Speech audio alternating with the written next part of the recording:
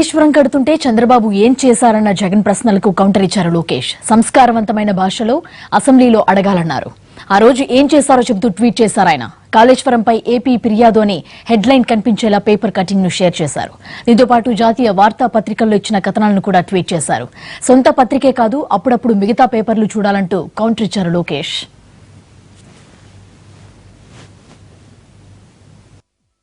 కాళేశ్వరం కడుతుంటే చంద్రబాబు ఏం చేశారన్న జగన్ ప్రశ్నలకు కౌంటర్ ఇచ్చారు లోకేష్. సంస్కారవంతమైన భాషలో అసెంబ్లీలో అడగాలన్నారు.